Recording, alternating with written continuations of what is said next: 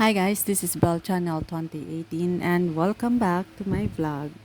Sinagot ng kolumnistang si Christy Fermin ang naging patutsada ng ama ni Liza na si John Castillo soberano laban sa kanya. Inanunsyo na kasi ang premiere date ng debut Hollywood movie ni Liza na pinamagatang Liza Frankenstein. Ang naturang announcement ay binahagi rin ng ABS-CBN, dating home network ni Liza na siyang ibinahagi rin ni John sa kanyang social media account.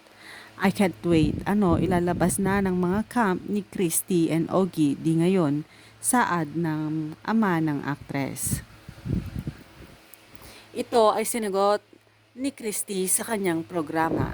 Lahat ni Christy, alam niyo po Mr. John, kung napapansin niyo at kayo'y nakikinig at nanonood ng aming kwento tungkol sa inyong anak, ano ang nasa dulo namin.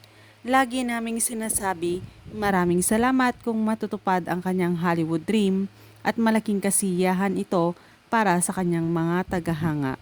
Hindi po namin sinabi na ayaw naming magtagumpay ang inyong anak. Tulad rin ni Ogie, dating talent manager ni Liza, hangad rin ni Christy ang magtagumpay ang dalaga sa kabila ng mga isyong kinasangkutan nito. Chika pa ni Romel, pinag-uusapan kasi ng artista ang anak nyo.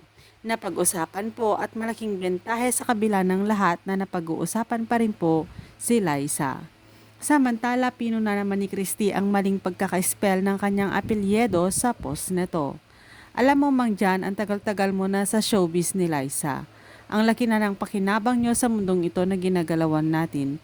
Hanggang ngayon, hindi mo alam ang spelling ng aking apelyido. F po at hindi P. At sana huwag nyo nang haluan ng kanigahan kung magtatagumpay ang anak nyo. Maraming salamat. Kung mabibigo, bigyan natin ng another chance. Pero tama na yung mga ganyan. Huwag nang panega-nega pa. Pasalamat nga tayo kung may palabas nga sa February ang pelikula ng anak nyo. Huwag na kayong humalo pa. Matatanda ang naging laman si Liza ng mga balitang inihahayag ng kalumnistang kasama si Romel Chica sa mga matlang netizens. Ngunit sa kabila ng mga ibinabalita ni na Christy at Romel ay sinabi nilang ayaw nilang maging successful ang dalaga sa kanyang matagal ng pangarap nito na bumida sa Hollywood. Thanks guys for watching and God bless everyone.